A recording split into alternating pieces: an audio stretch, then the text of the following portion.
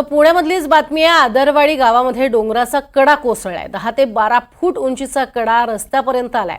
रस्ता मोकळा करण्यासाठी 5 ते 6 तास लागणार आहेत। पिकनिक हॉटेलमधील एकाचा मृत्यू मात्र झालेला आहे।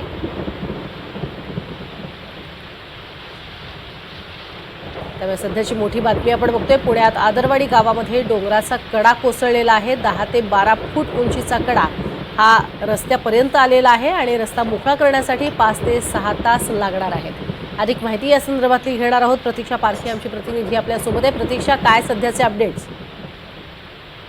सध्या आदरवाडी येथे एक कडा कोसळलेला आहे। मोठा कडा आहे हा। 10 ते 12 फूट उंचाचा हा कडा आहे। तो रस्त्यावर आलेला आहे आणि या रस्त्याच्या कडेला जे हॉटेल होतं त्या हॉटेल मधला एका इसमचा इथं मृत्यू झालेला आहे। एकूणच 10 ते 12 फूट इथं मातीचा गाळ देखील साठलेला आहे। त्याच्यामुळे हा रस्ता संपूर्ण क्लिअर करण्यासाठी जवळजवळ 5 ते 7 तास लागू शकतो। खरं तर आदरवाडी हे जरा शहरापासून लांब 30 किलोमीटर असलेलं गाव आहे आणि या ठिकाणी सध्या सतत पाऊस आहे। घाटमाथ्यावर गेले 5 ते 6 दिवस हा जोरदार पाऊस चालू आहे आणि त्याच्यामुळेच जी माती भुसभुशीत झालेली आहे। खरं तर प्रशासनाने याआधी देखील घाटमाथ्यावरील जे काही रस्ते आहेत तिथे दरडी कोसळण्याचा इशारा दिला होता आणि त्यानंतर आदरवाडी या गावातील हा जो कडा आहे हा रस्त्यावर आलेला आहे आणि त्याच्या खाली पिकनिक म्हणून जे आहे ते हॉटेल होतं ते पाण्याखाली आलं होतं आणि त्याच्यानंतर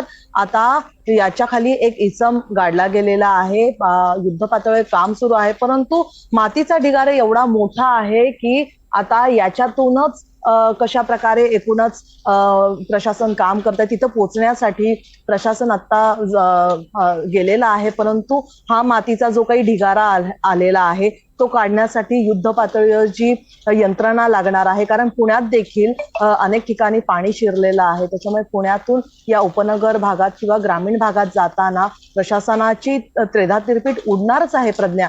परंतु ज्या प्रकारे हा कडा आलेला आहे आणि 10 ते 12 किलोमीटर पर्यंत मातीचा गाळ हा साठलेला आहे, हा संपूर्ण क्लिअर करण्यासाठी 5 ते 6 तासाचा अवधी हा लागणार आहे। नक्कीच, तुर्तास धन्यवाद प्रतीक्षा या संपूर्ण माहितीसाठी। तर युद्धपातळीवरती काम सुरू करण्यात आलेलं आहे आणि हा सगळा राडारोडा बाजूला करण्याचं मोठं आव्हान हे सध्या महापालिकेसमोर आहे।